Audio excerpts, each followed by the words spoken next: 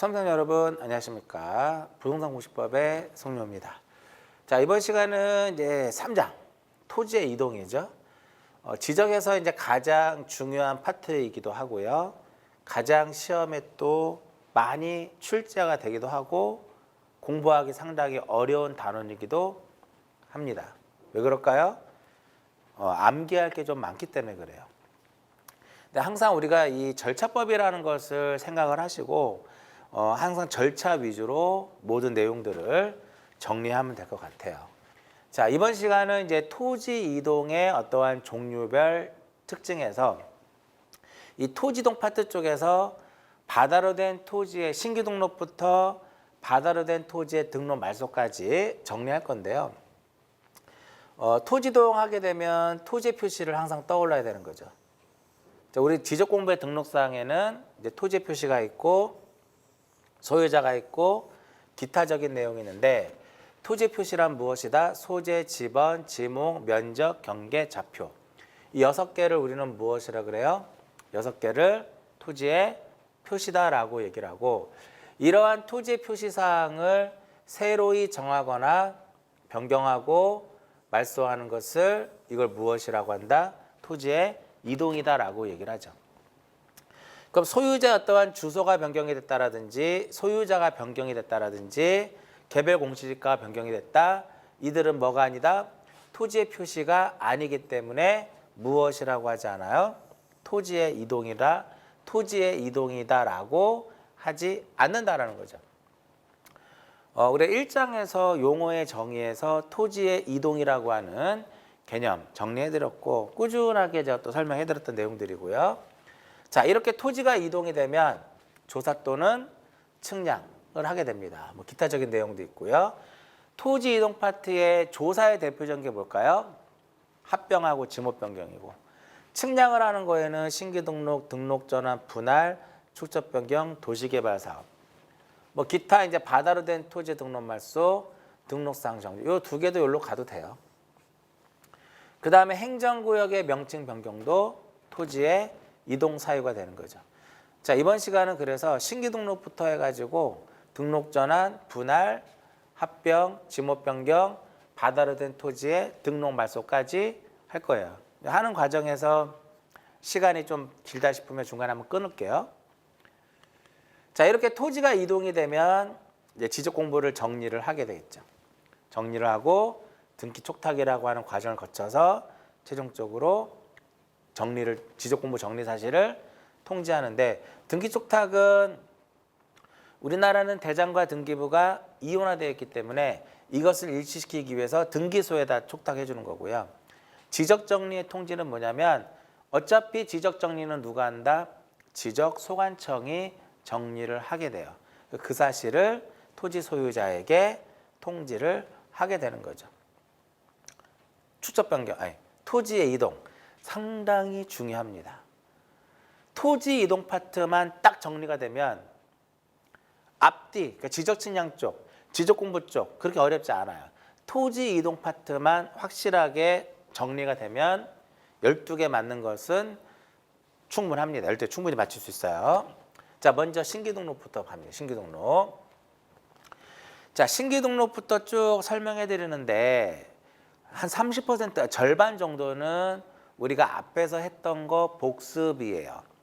그래서 복습 차원에서 접근하시면 되고 새로운 유형의 지문이 등장하면 그것만 체크해서 보시라는 거죠.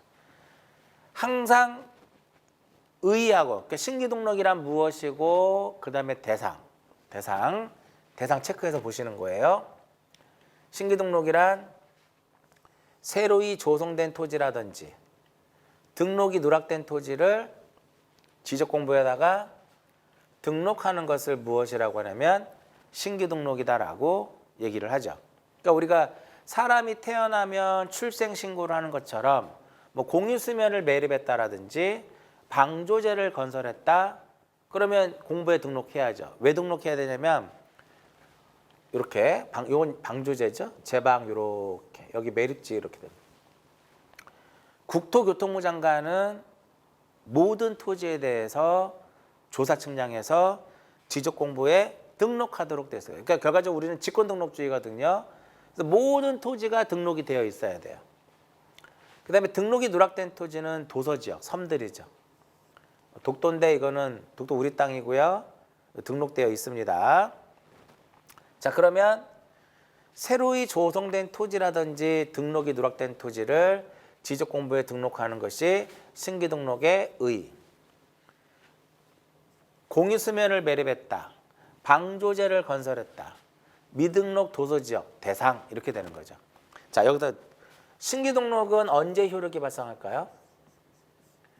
신규등록은 언제 효력이 발생하냐면 등록했을 때 효력이 발생합니다. 하나 체크해서 보시고요.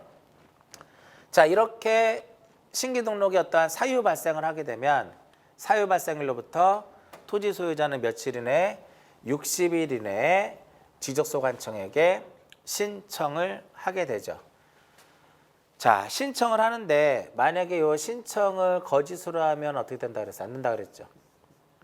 신청을 거짓으로 하게 되면 1년 이하의 징역 또는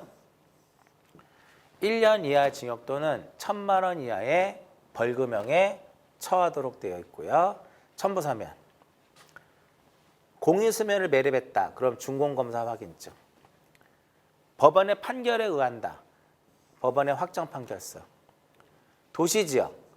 도시지역 안에 토지를 지자체 명의로 등록. 이게 이제 시험에 나올 수 있어요.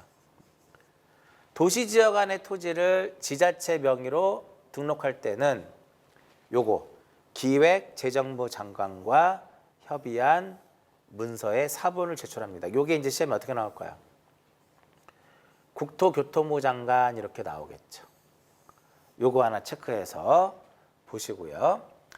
보통 이제 그 신규 등록할 때는 소유자임을 증명하는 서면을 제출을 해요. 근데 우리나라는 항상 먼저 등록을 하고 후에 무엇을 하기 때문에 후에 등기를 하기 때문에 먼저 신규 등록하고 등기하는 거예요. 그럼 신규 등록 당시에는 뭐가 없다? 등기가 없죠. 그 등기사항 증명서를 제출할 수가 있다 없다? 없다. 그리고 이제 바로 뒤에서 나오겠지만 신규 등록을 할 때 측량을 해요. 측량을 하는데 측량 성과도는 제출하지 않습니다. 이게 왜 그러면 측량 성과도를 제출하지 않냐면 이미 신규 등록이라고 하는 토지 이동 신청이 들어오면 이미 측량 성과에 대해서는 소관청으로부터 다 검사를 다 받은 거예요. 측량에 대해서는 지적소관청으로부터 성과검사를 받고 나서 그리고 나서 토지 이동 신청이 들어오는 거예요. 그렇기 때문에 굳이 성과도를 제출할 필요가 없다라는 거죠. 2000년도 들어오면서 법이 개정이 된 겁니다. 두 개 꼭 체크해서 보시고 또 하나 봐야 될 게 뭐냐면 토지 소유자가 지적소관청에게 제출할 서류를 만약에 지적소관청이 관리하는 경우 누가 관리한다고요? 지적소관청이 관리하는 경우는 그냥 확인으로서 그 서류에 제출을 무엇할 수 있다? 가름할 수 있다. 여기서 가장 핵심은 요겁니다. 이 부분 요거 체크해서 꼭 보세요. 도시지역 안의 토지를 지자체 명의로 등록했을 때는 기획재정부 장관과 협의한 문서에 사본을 제출한다라는 거. 측량 성과도라든지 성과도 제출하지 않고요. 등기사항 증명서는 있어야 제출하지. 그렇죠? 이렇게. 자, 이렇게 토지 소유자로부터 이제 신청을 받으면 이제 지적 공부를 정리를 해야 되겠죠. 자, 공부를 정리할 때는 두 가지만 체크해서 보시면 돼요. 토지 표시 6개. 소재 지번. 소재 지번 어떻게 할까요? 이렇게 하겠죠. 원칙은 1에 1. 즉 원칙은 어떻게 한다? 인접 토지의 본번에 부번을 붙이는 거죠. 인접 토지의 본번에 무엇을 붙인다? 부번을 붙이는 것을 원칙으로 해요. 근데 이렇게 최종 지번, 이게 최종 지번이죠. 최종 지번에 인접하거나 멀리 떨어져 있거나 여러 필지로 되어 있을 경우에는 그 지번 부여지역에 최종 본번, 다음 순번으로 해서 본번을 부여한다 이겁니다. 설명해드렸죠. 지목, 용도에 따라서 결정하면 돼요. 면적, 측정해야 되겠죠. 경계와 좌표를 알려면 측량해야 되는 거죠. 경계와 좌표를 알기 위해서는 측량을 해야 되는데 측량 성과도 제출한다, 안 한다? 안 한다. 자, 33회 때 요게 시험에 나왔죠. 33회 때. 나중에 지적공부 정리 쪽에서 나오는데 지적공부 정리 쪽에서도 신규등록에서의 소유자 정리에 대해서 나오는데요.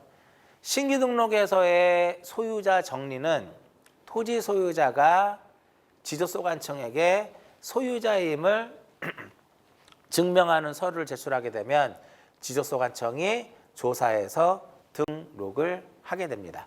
33회 때 시험에 출제가 된 거죠. 다 나왔어요, 시험에. 이것만 안 나왔죠.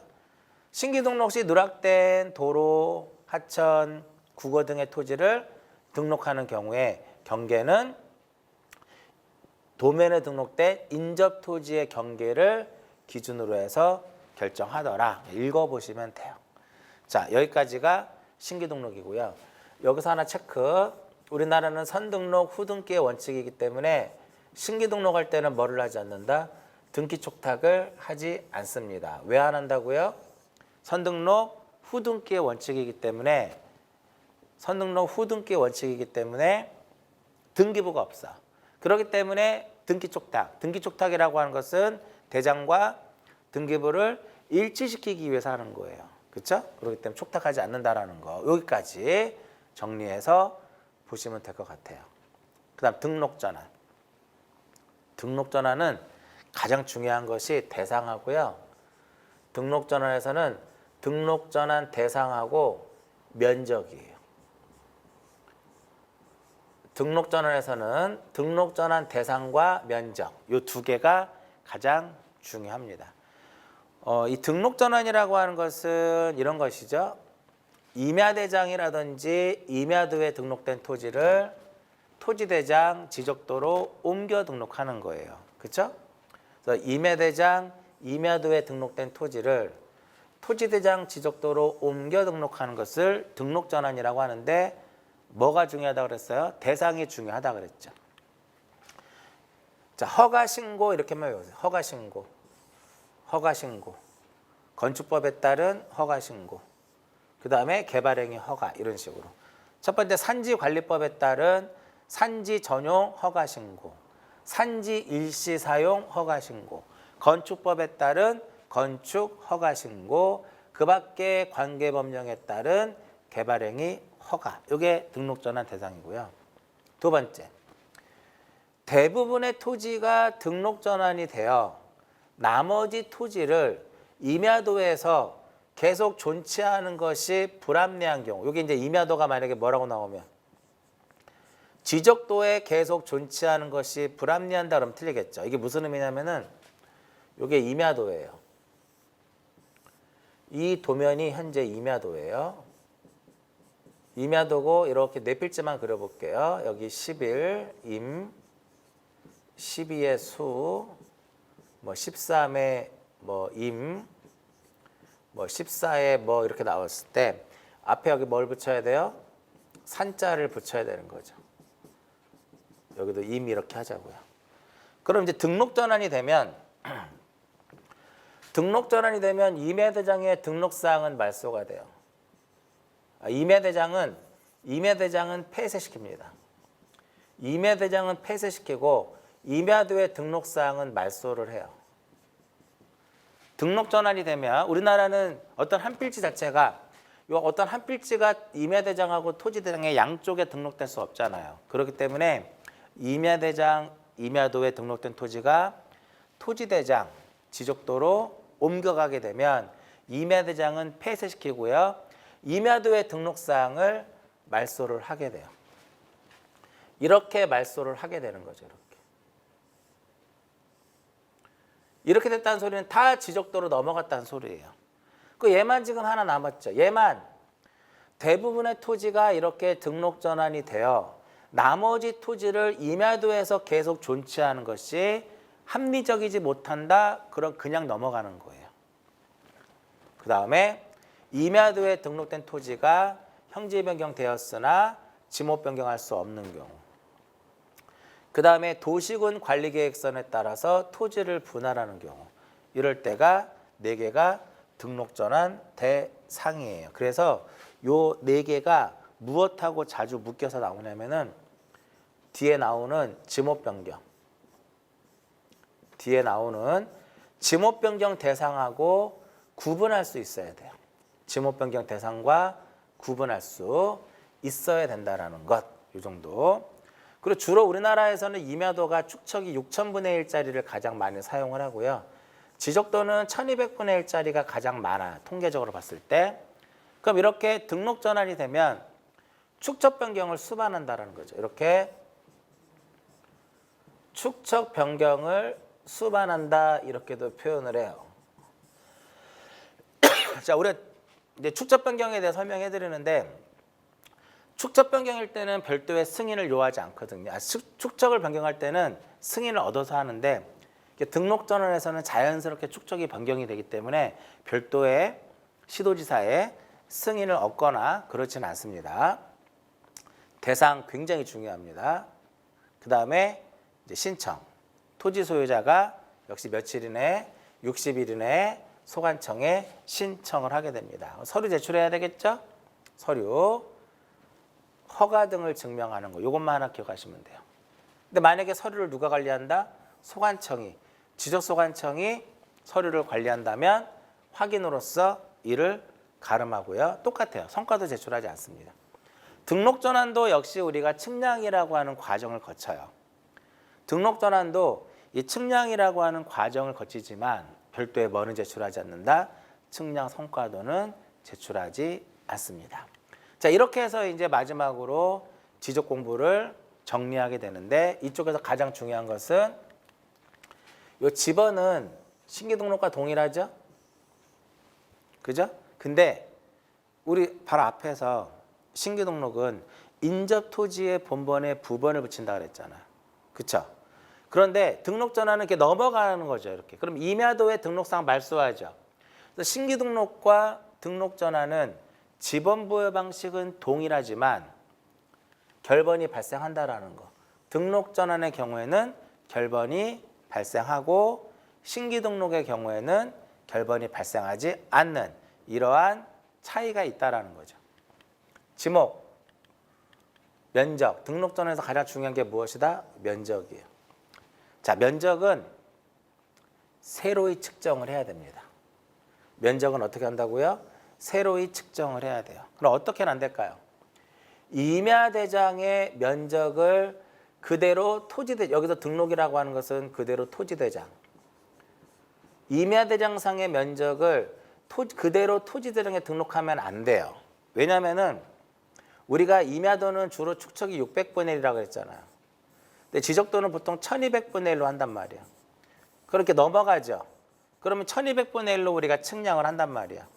그럼 이것을 통해서 면적을 측정, 이 필지를 1200분의 1로 했을 때 면적 측정하고 6000분의 1일 때 면적 측정했을 때 어느 게 더 정확할까요? 얘가 더 정확한 거예요.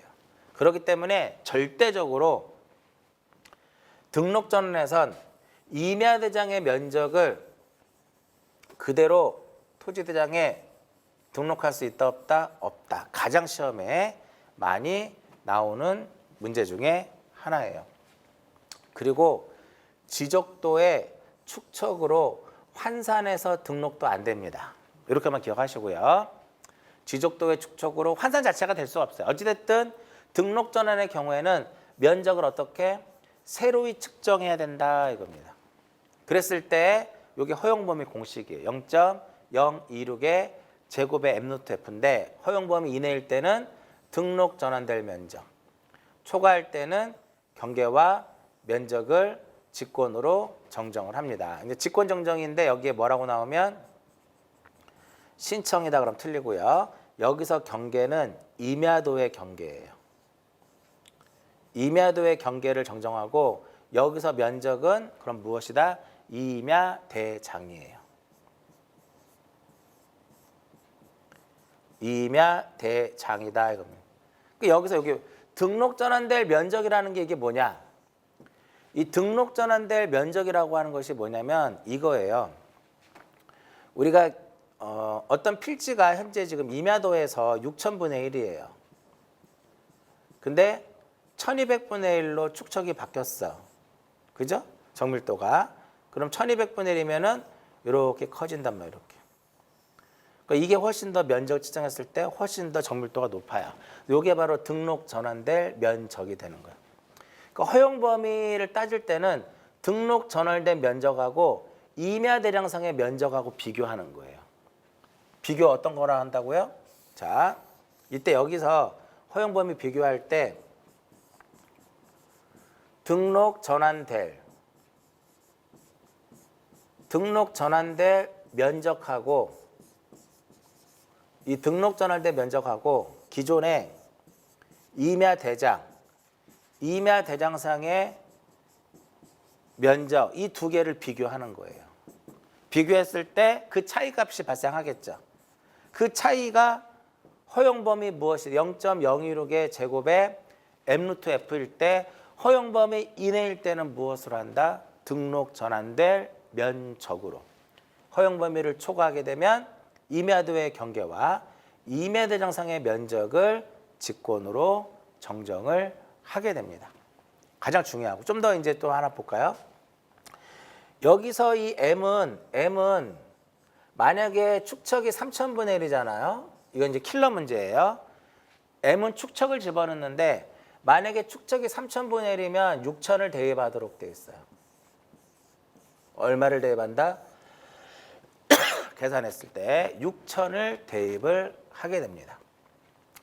경계와 좌표는 이제 측량해야 되겠고요. 소유자는 등록 전환에서의 소유자는 어떻게 될까요? 그냥 임야대량상의 소유자를 그대로 토지대장에 등록을 하면 돼요. 자, 등록 전환에서는 두 개가 중요하다고 그랬어요. 무엇과 무엇? 대상과 면적. 대상과 면적. 기타 몇 개 한번 볼까요? 1필지 전체를 등록 전환할 경우 임야대장의 등록사항과 토지대장의 등록사항의 부합 여부 등을 확인하고 토지의 경계와 이용 현황 등을 조사하기 위한 측량을 하고요. 두 번째, 요즘은 더 중요하긴 한데 기억은 하세요. 등록 전환 1단의 토지가 두 필지 이상으로 분할되어야 된다. 그러면 먼저 등록 전환부터 해요. 먼저 등록 전환을 한 후에 지목별로 무엇을 한다? 후에 지목별로 분할을 하게 돼요. 그래서 1필지로 먼저 무엇을 하고 등록 전환을 한 후에 지목별로 분할한다 이겁니다. 시험 어떻게 나올까요? 당연히 시험 어떻게 이렇게 나올 거예요.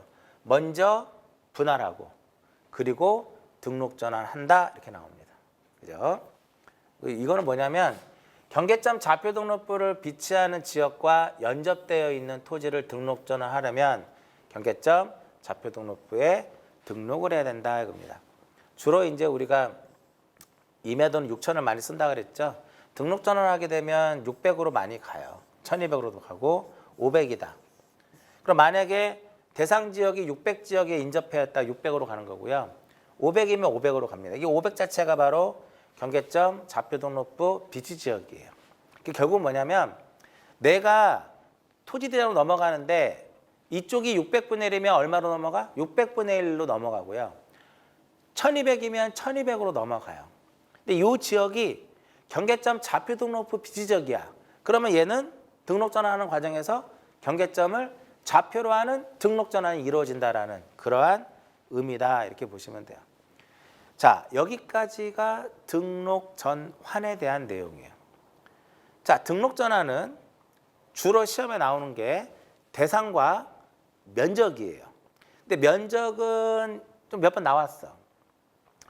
대상 자체는 한 번 개정이 된 후에 나오지 않았기 때문에 등록 전환 대상이 나올 확률이 상당히 높다. 이렇게 보시고요. 그 다음 분할. 자, 분할입니다. 자, 분할에서도 가장 중요한 게 분할 대상하고 면적이에요. 대상과 면적만 잘 체크해서 보시면 돼요. 자, 분할이라고 하는 것은 우리가 한 필지를 두 필지 이상으로 나누어 등록하는 거죠. 자, 대상. 이 대상이 중요한 이유는 뭐냐면 이 분할 대상을 다시 두 개로 쪼개요. 어떻게 두 개로 쪼개냐면 분할 대상에 있어서 신청의 의무가 있는지 신청의 의무가 없는지를 두 개로 나누는 거예요. 보통 분할은 토지 소유자의 신청에 의해서 이루어지는 건 당연한 거죠. 근데 신청의 의무가 있는 경우는 어떤 경우냐면 이 경우예요. 1필지 일부가 형질 변경 등으로 인해서 용도가 다르게 된 경우에는 여기 신청의 의무가 있다라고 하는 것은 며칠 이내에 해야 된다는 소리야. 60일 이내에 신청을 해야 된다는 소리입니다. 그래서 보면 1필지 일부의 용도가 다르게 돼서 분할을 신청할 때는 이때는 신청의 의무가 있다. 그런데 소유권을 이전하고자, 그래서 소유권을 이전하고자 경우에 따라서는 분할을 신청할 수 있어요. 그리고 매매를 하기 위해서 우리 어떤 한 필지가 이렇게 있으면 A가 소유하고 있다면 요만큼만 매매가 안 되죠. 왜냐하면 매매 자체는 한 필지 단위로 이루어지는 것이어야 돼요. 한 필지 단위로 이루어지는 것이지 일부는 안 돼. 그러면 1필지 일부는 매매가 안 되니까 이 A 입장에서는 이 부분을 매매하려면 분할이라고 하는 과정을 거쳐야 돼요. 이럴 때는 뭐가 없다? 신청의 의무가 없습니다. 그리고 불합리한 지상 경계를 시정하기 위해서 분할하는 경우, 이와 같은 경우도 신청의 의무가 없습니다. 이 경우에만. 자, 이때 역시 토지 소유자는 1필지 일부가 형질 변경 등으로 용도가 다르게 됐을 때는 며칠 이내? 60일 이내에 소관청에 신청하는데 여기 잘 보시면 용도가 다르게 된다고 하죠. 그렇죠? 그러면 이때는 분할과 함께 지목 변경 신청도 함께 해야 돼요. 지목 변경 신청도 어떻게 하자? 함께 해야 된다. 이렇게 되는 거죠. 첨부서면은요. 만약에 우리가 공유물을 분할할 때는 협의 분할을 원칙으로 하죠. 근데 협의가 성립되지 않으면 재판상 분할을 해요. 이와 같이 이렇게 판결에 의해서 분할할 때는 판결서가 들어와야 되겠고요. 만약에 허가 대상이다. 그럼 허가서가 들어와 줘야 돼요. 분할할 때 측량해야 되나요? 측량해야 되겠죠. 그러나 측량 성과도는 제출하지 않습니다. 자, 이와 같이 제출할 서류를 누가 관리하면 역시 동일하게 지적소관청이 관리할 경우에는 그 확인으로서 이를 가름합니다. 여기서 가장 중요한 건 이거죠. 1필지 일부가 형질 변경 등으로 용도가 다르게 됐을 때는 며칠 이내에 60일 이내에 분할을 신청을 해야 된다라는 것. 자, 지적공부 정리에서는요. 지번 1필지는 분할 전 지번으로 하고 나머지는 본번에 최종 부번 다음 순번으로 해서 부번 붙이고 1필지는 분할 전 지번으로 하고 나머지는 본번에 최종 부번이 1이니까 다음 순번으로 해서 부번 붙이고 분할되는 필지에 주거, 사무실 등의 건축물이 위치했을 때는 얘가 1필지의 개념이 된다 그랬죠. 그래서 분할 전 지번을 우선적으로 부여를 하게 됩니다. 이와 같이 분할의 경우에는 지번이 계속적으로 생성이 되죠. 그렇기 때문에 어떠한 말소되거나 폐쇄되는 지번은 없어요. 그래서 결번은 발생하지 않는 거고요. 지목, 면적. 면적이 가장 중요하다 그랬어. 역시 분할할 때도 면적을 측정을 해야 되겠죠. 측정을 해야 됩니다. 그리고 증감이 없어야 돼요. 허용 범위는 0.016의 제곱에 m루트 f일 때 허용 범위 이내일 때는 어떻게 한다? 면적에 따라 나누고 허용 범위를 초과할 때는 공보상의 경계와 면적을 정정합니다. 요거 한번 볼게요. 면적에 따라 나눈다. 이게 뭐냐면 한 필지가 이렇게 있는데 여기가 면적이 100이에요. 이걸 나눴어. 그 여기가 이제 여기의 면적과 여기 면적 측정했을 때 여기 면적을 측정할 때 30이 나오고 여기에 면적을 측정할 때 67이 나왔어요. 두 개를 합쳤더니 얼마 나왔어? 97이 나왔어. 근데 요 100이라고 하는 것이 우리가 이걸 무엇이라고 하냐면 이 100이라고 하는 것을 원면적이라고 그래요. 분할했을 때 요 두 개를 무엇했을 때 합했을 때 원면적하고 어때야 돼?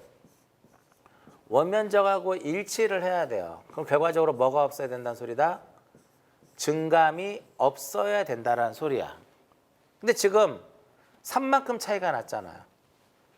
원면적은 100인데 분할 후에 각 필지의 면적을 계산했더니 97이야. 허용 범위를 계산합니다. 0.0226의 제곱에 축척이 600이면 600 넣고요. 루트 100을 집어넣습니다. 이렇게 해서 계산하게 되면 4 정도 나와요. 허용 범위가. 4인데 얘는 지금 얼마만큼 차이 났어? 3만큼 차이 났으니까 허용 범위 무엇이 되는? 허용 범위 이내일 때죠. 허용 범위 이내일 때는 어떻게 한다? 각 필지의 면적에 따라 나누는 거예요. 그래서 면적에 따라 나누다 보면 결국은 면적이 큰 놈한테 많이 주는 거고 면적이 큰 놈한테 많이 주고 적은 놈한테 적게 줘요. 얘가 30이고 67이니까 1대2 정도의 비율이죠. 면적 크기로 봤을 때 여기다 1을 주고 여기다 2를 줍니다. 계산식으로 계산해보면 이렇게 나와요. 얘가 31이 되고 얘가 69가 돼서 합치면 얼마? 100이 되게끔 이와 같이 하는 방법을 면적에 따라 나눠서 증감이 없도록 해준다는 겁니다. 핵심은 분할의 경우에는 증감이 없어야 되고요. 허용 범위 이내일 때는 어떻게 한다? 면적에 따라 나눈다라는 거. 경계좌표 측량해야 되고요. 소유자는 중요한 거 없고. 자, 여기서 면적이 중요하다 그랬죠. 자, 이 부분 먼저 체크하시고 하나 더 나옵니다. 이 부분. 자, 분할 전후 면적의 차이를 배분한 산출 면적은 다음의 계산식에 따라 필요한 자리까지 이건 읽어보시고요. 결정 면적은 원면적과 무엇하도록 일치가 돼야 돼요. 자, 제가 면적에서 얘기했을 때 올리는 건 어디서 올린다 그랬어요? 끝자리에 다음 숫자가 큰 것에서 올린다 그랬어요. 근데 다음 숫자가 같아요. 그럴 때는 산출 면적이 큰 것에서 올린다 이렇게 되는 거죠. 항상 머릿속에 분할과 관련돼서 면적이 나왔어. 올린다라고 나오면 무조건 큰 것에서. 아시겠죠? 그렇게만 기억하시면 돼요. 자, 경계점 좌표등록부 비치적에서도 역시 분할했을 때 면적의 증감이 없어야 돼요. 그런데 많은 경우에요. 그러니까 분할 전 면적보다 많으면 버려야 되겠죠. 올리는 것은 큰 것에서, 그럼 버리는 것은 작은 것부터. 두 번째, 분할 후의 각 필지 면적 합계가 분할 전 면적보다 적은 경우, 모자란 거죠. 그럴 땐 어떻게 해야 돼? 올려야 돼. 올리는 건 어디에서? 큰 것에서. 이렇게만 기억. 버릴 때는 작은 것. 올리는 것은 큰 것. 이렇게만 기억하시면 지금 여러분들이 보이는 이 화면에서 모든 내용들이 정리가 될 겁니다. 아시겠죠? 이렇게 해서 체크를 하시면 될 것 같아요. 자, 분할에서 가장 중요한 것은 뭐다? 분할에서 가장 중요한 것은 대상과 면적이에요. 이제 합병에서 가장 중요한 것은 역시 합병에서는 신청의 의무가 있는 거 그거 찾는 거하고 결국은 합병할 수 있느냐 합병할 수 없느냐를 구분할 수 있어야 돼요. 자, 합병이라고 하는 것은 두 필지 이상의 토지를 합해서 하나로 하는 거죠. 그럼 합병을 하게 되면 불필요한 경계를 말소하면 돼요. 여기 면적이 10이고 면적이 20이었다면 면적은 무엇이 되냐면 30이 되는 거죠. 면적은 그냥 바로 뒤에 나오겠지만 각 필지의 면적을 그냥 합산하면 돼요. 자, 신청에서 뭐가 중요하다고 그랬어요? 합병에 있어서의 신청의 의무가 있는 거를 찾으라 그랬어요. 보통 합병은 토지 소유자의 신청에 의해서 이루어지기 때문에 일반적으로 의무가 없어요. 본인이 내가 여러 필지를 가지고 있는데 이것을 한 필지로 합치고 싶다면 그냥 특별하게 합병의 어떠한 제한 사유가 없다면 합병을 신청하면 돼요. 근데 우리 지적이라고 하는 이 파트가 토지를 효율적으로 관리하기 위해서 도입된 거예요. 그렇기 때문에 경우에 따라서도 합병의 경우에 60일 이내에 신청을 해야 될 의무가 따르는 게 있어요. 며칠 이내? 60일. 그게 첫 번째 공동주택부지하고 11개. 요 계속 쳐보면 11개예요. 11개. 어떻게 기억한다? 천수가 유학 가서 철도를 구제하고 공장을 차렸다. 요 3개만 더 플러스하면 돼요. 천수가 유학 가서 철도를 구제하고 공장을 차렸다. 공동주택 부지하고 11개의 지목에 대해서는 며칠 이내? 60일 이내에 합병을 신청할 의무가 있다라는 거예요. 굉장히 중요합니다. 11개의 지목이 아닌 어떠한 다른 지목이 들어가면 그 지문은 틀렸다. 이렇게 보시면 돼요. 자, 합병에서 가장 중요하고요. 두 번째, 내가 이 토지 소유자가 합병을 하고 싶다고 해서 합병할 수 있는 건 아니죠.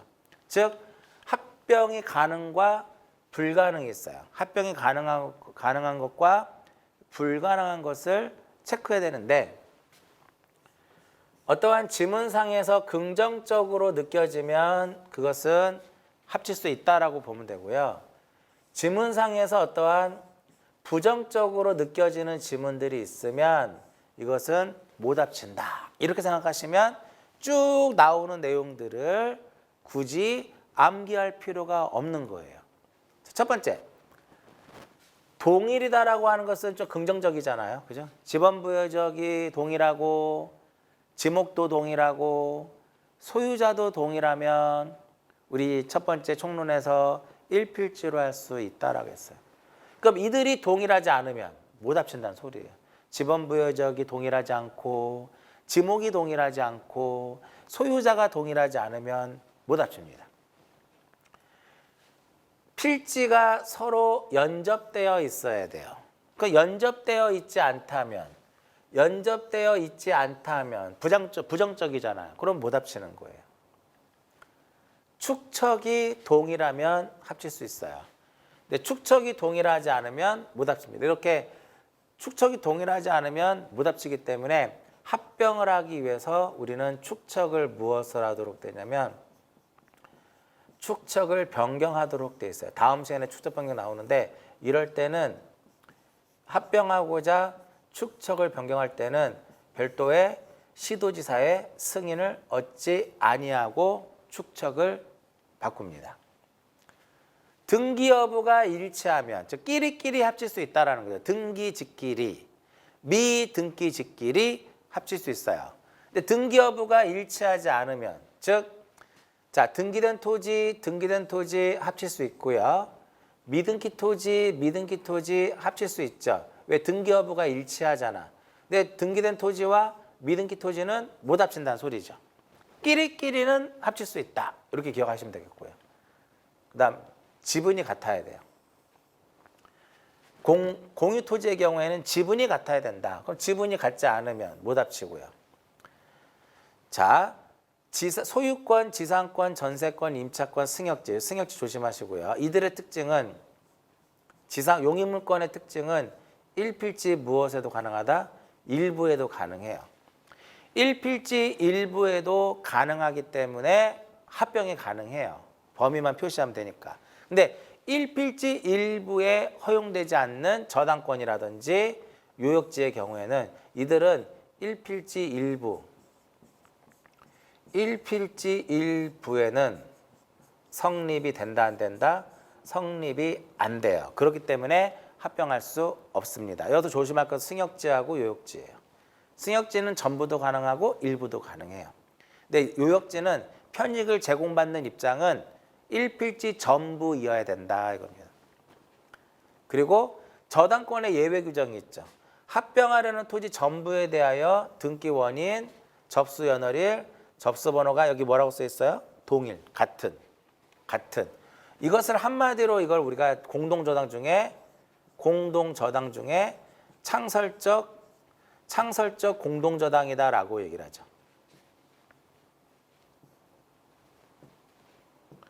창설적 공동저당이다라고 얘기를 해요. 또 보면 이런 거죠.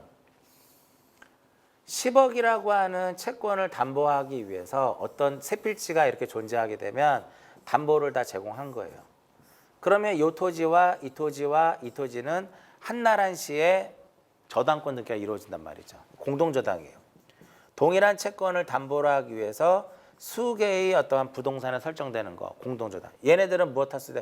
요 1번과 2번과 3번. 이 세 필지는 무엇 할 수 있다? 합병할 수 있다라는 거예요. 그런데 추가적 공동저당은 합칠 수가 없고요. 그 다음, 동일한 요것만 기억하시면 돼. 지금 여기 보면 동일, 일치 이런 것들이잖아요. 그죠?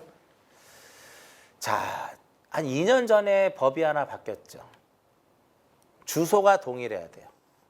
주소가 동일해야 되는데 주소가 동일하지 않으면 못 합치는데 예외 규정이 있죠. 이게 뭐냐면은 신청을 받았어요. 근데 소관청이 행정정보의 공동 이용을 통해서 토지 소유자가 동일인임을 확인했어요. 그러면 이때는 합병이 가능하다 이렇게 되는 거예요. 이러한 것을 통해서 동일인임을 확인했을 경우에는 주소가 달라도 합칠 수가 있습니다. 그럼 여기서 보면 행정정보의 공동 이용을 통해서 확인한다 그랬죠. 이때는 확인에 동의해야 돼요. 그 사람이. 동의하지 않으면 어떻게 될까요? 제출하라 이거죠. 제출해라 이거. 이렇게. 근데 공보 정리. 이쪽에서는 뭐 중요한 거 별로 없습니다. 집원. 선순위 집원으로 해야 되겠죠? 본번만으로 된 집원이 있을 때는 본번 중에 선순위가 되겠죠? 주거용 건축물이 위치했을 때 토지 소유자가 무엇하면 신청하면 그 집원을 합병 후의 집원으로 해주겠다 이런 거고요. 합병은 하나 남고 다 죽으니까 결번이 발생하게 됩니다. 지목 동일해야 되고요. 면적은 그냥 측정할 필요 없고 좀 전에 제가 어떻게 한다 그랬어요? 10과 20을 합쳐서 30이라고 그랬죠. 합병 전에 각 필지의 면적을 합산하면 돼요. 경계와 좌표는 합병으로 인해서 불필요한 경계와 좌표는 그냥 말소하면 돼요. 불필요한 경계와 좌표를 말소하면 되기 때문에 별도의 번은 측량할 필요가 없다라는 거고 소유자 동일해야 되겠죠. 자, 지목 변경 봅니다. 자, 지목 변경은 말 그대로 지적공부에 등록된 지목을 다른 지목으로 바꾸어 등록하는 것을 무엇이라고 하냐면 지목 변경이다라고 얘기를 했는데, 자, 이 지목 변경에서 가장 중요한 것은 대상이에요. 대상 볼까요? 첫 번째, 국토의 계획 및 이용에 관한 법률에 따라서 토지의 형지 변경 등의 공사가 준공된 경우. 그 다음에 지목이라고 하는 것은 토지의 용도잖아요. 따라서 토지의 용도가 바뀌는 경우 뿐만 아니라 건축물의 용도가 변경되는 경우. 자, 우리 시골에 학교가 있죠. 근데 요즘에는 시골이 전부 다 도시 쪽으로 들어오다 보니까 학생들이 많지 않다 보니까 폐교가 되는 경우도 많아요. 그 폐교가 만약에 다른 용도로 쓴다. 그럼 건축물의 용도가 바뀌는 거잖아요. 그랬을 때 지목을 바꾸는 거고요. 세 번째 중요합니다. 이 합병의 키워드를 가지고 보시면 돼요. 도시개발 사업 등의 원활한 사업 추진을 위해서 시행자가 준공 전에 합병을 신청하는 경우, 요게 이제 시험에 분할 이렇게 나올 수 있어요. 그래서 요 지목 변경 대상 요 세 개입니다. 이거하고 무엇하고 반드시 이것하고 등록 전환 대상하고 꼭 구별할 수 있어야 돼요. 아시겠죠? 자, 그럼 신청은 어떻게 할 것이냐? 지목 변경은 신청의 의무가 있습니다. 토지 소유자는 며칠 이내? 60일 이내 소관청에 신청합니다. 뭐 똑같은 내용이에요. 거짓으로 만약에 신청을 했다면 1년 이하의 징역 또는 1,000만 원 이하의 벌금형에 처하고요. 첨부서면의 경우는 여기와 관련된 거 서류 제출하면 돼요. 형질 변경 등의 공사가 준공되었다는 거, 그 다음에 토지 또는 건축물의 용도가 변경됐음을 증명하는 거, 국유지, 공유지의 경우에는 용도 폐지되었거나 사실상 공공용으로 사용되고 있지 아니함을 증명하는 거. 이게 첨부서면이에요. 자, 토지 이동에서 모든 첨부서면의 경우, 첨부서면과 관련돼서는 소관청이 관리했을 때는 그냥 확인으로서 가름합니다. 대상과 첨부서면도 좀 보실 필요가 있어요. 서류의 첨부 생략, 그러니까 첨부 서류 제출을 생략하는 경우는 이런 경우, 개발행위 허가, 농지 전용 허가 이런 경우는 별도의 규제를 받지 않아요. 지목 변경과 관련돼서 별도로 규제를 받지 아니한 토지, 이 경우에는 서류 생략, 보전, 산지 전용 허가. 그다음 전답 과수원, 전답 과수원의 상호간의 지목 변경도 역시 생략입니다. 유지문 한번 볼까요? 등록 전환을 해야 되는데 이게 목장용지 과수원 면적이 상당히 크죠. 그리고 토지대장 등록지로부터 거리가 멀어요. 그러니까 여기 토지대장이면 지적도가 있겠죠. 바로 옆에 있으면 상관이 없는데 멀리 떨어져 있어요. 이렇게 목장용지가. 그럼 이렇게 등록 전환하는 것이 상당히 어렵죠. 그럴 때는 지목만 변경할 수 있다. 이렇게 봅니다. 자, 지목 변경. 자, 이제 마지막으로 바다로 된 토지의 등록 말소. 자, 여기서는 무조건 해야 한다예요. 무조건 해야 한다. 근데 하나만 할 수 있다예요. 그러니까 그러면 해야 한다와 할 수 있다를 구분해야 되는데 할 수 있다는 딱 하나만 기억하시면 돼. 그 할 수 있다가 바로 뭐냐면 회복 등록이에요. 회복 등록만 무엇 할 수 있다? 회복 등록만 할 수 있다예요. 나머지는 전부 다 뭐야? 해야 한다야. 자, 토지는 등록이 되죠? 바다는 등록이 안 되죠? 그러니까 토지가 바다로 됐을 때 등록을 자, 토지가 바다로 됐을 때 등록을 무엇해라? 말소해라. 이렇게 되는 겁니다. 자, 토지 등록이 돼요.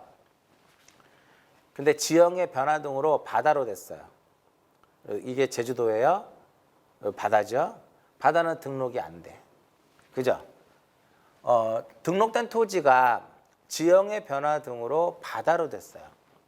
이때 원상으로 회복이 안 되고, 원상으로 회복이 안 된다는 소리는 흙을 갖다 부어도 토지가 안 되는 거죠. 또한 다른 지목으로도 사용될 가능성이 없어요. 그러면 만약에 다른 지목으로 사용이 된다고 하면 그 지목 가져가면 되니까 상관없겠죠. 근데 다른 지목으로도 사용될 가능성이 없다? 그럼 결국은 등록을 말소해야 되겠죠. 이렇게. 이때 어떠한 절차를 통해서 하느냐? 지적소관청은 등록된 토지가 지형의 변화 등으로 바다로 돼서 원상으로 회복될 수 없거나 다른 지목으로 될 가능성이 없을 때는 누구한테? 토지 소유자에게 말소 신청을 하라고 통지를 해야 합니다. 통지를 받았죠? 그러면 며칠 이내에? 90일 이내에 말소 신청을 해야 합니다. 의무가 있다라는 거죠. 근데 바다로 된 토지 등록 말소는 90일이에요. 신청 안 했다? 말소 신청을 안 했다? 그럼 어떻게? 직권으로 말소해야 합니다.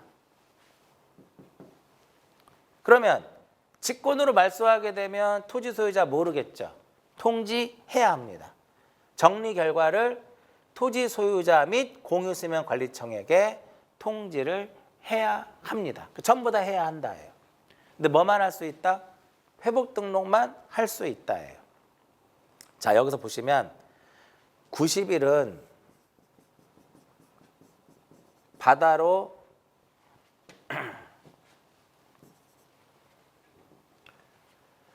90일은 바다로 된 날로부터인가요? 바다로 된 날로부터가 아니에요. 바다로 된 날로부터가 아니라 지적소관청으로부터 말소 신청 통지를 받은 날로부터예요. 조심하셔야 돼요. 회복 등록. 바다가 돼서 말소를 했어. 근데 얘가 다시 어떻게? 토지가 된 거예요. 지저분하긴 한데 그랬을 때는 등록이 말소되지. 이렇게 등록 말소했죠? 이렇게 바다가 돼. 다시 토지가 된 거야. 그러면 회복 등록 요것만 보다 할 수 있다예요. 누가 할까요? 소관청이 합니다.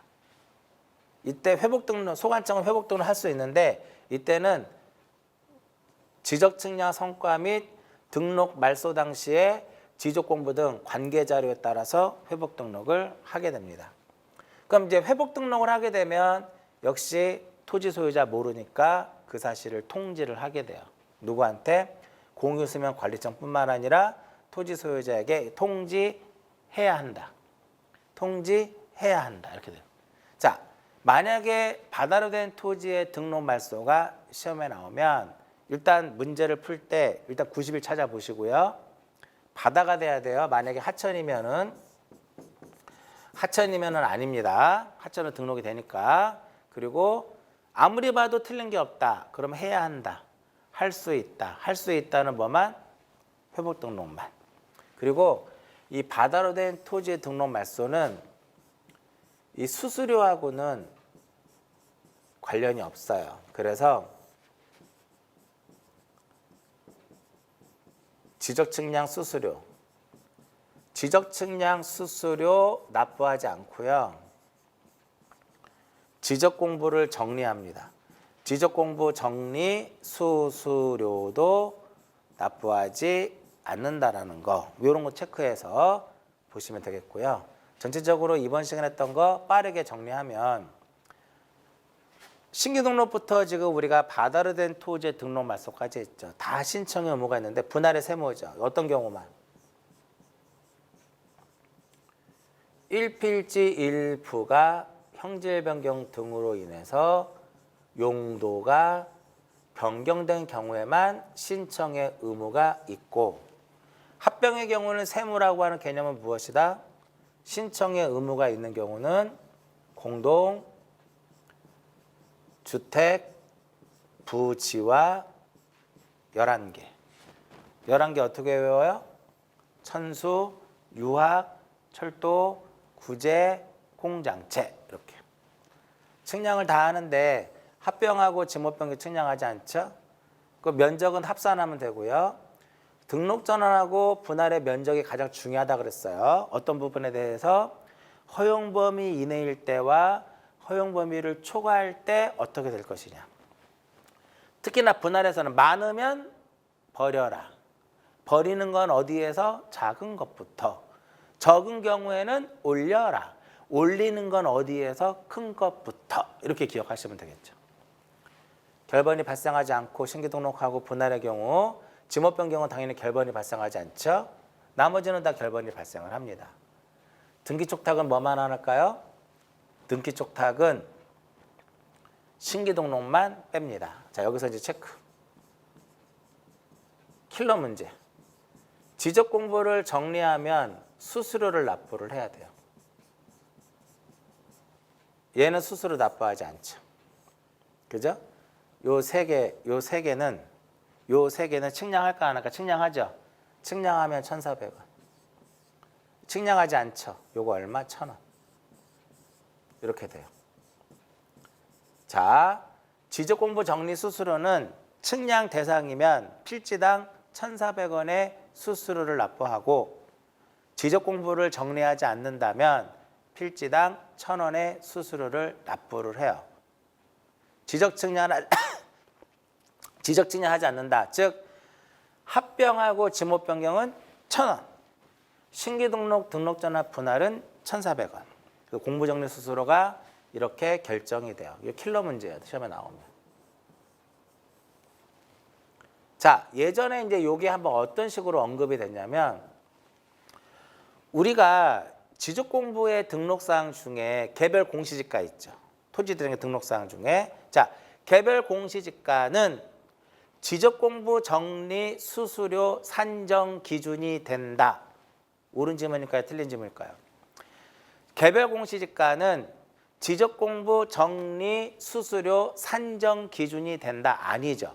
이미 공부정리 수수료는 측량을 요하는 것은 필지당 1,400원, 측량을 요하지 않는 합병이라든지 지목 변경 1,000원, 바다로 된 거 납부하지 않고 하나 더 있어요. 등록사항 정정. 등록사항 정정의 경우에도 공부정리 수수료를 납부하지 않습니다. 그러니까 이게 킬러 문제 나온다고 하면. 그렇죠? 자, 이번 시간은 이제 토지 이동에서 이제 어떠한 내용들을 학습을 해야 될 것이냐. 앞부분 전반부에서 그 부분을 설명해 드렸고 신규 등록부터 바다로 된 토지의 등록 말소까지 정리를 해 드렸는데 등록 전환이라든지 지목 변경 대상 되게 중요하다고 말씀드렸죠. 그리고 분할하고 등록 전환은 또 면적이 되게 중요하다라고 말씀을 드렸어요. 그래서 제가 중요하다라고 이렇게 설명드린 부분들은 다시 한번 숙지를 좀 하실 필요가 있다. 아시겠나요? 자, 여기까지 정리하고 잠깐 쉬었다가 가장 중요한 토지 이동 파트에서 가장 중요한 축적 변경 정리해 드리도록 할게요. 잠깐 쉬었다 합니다.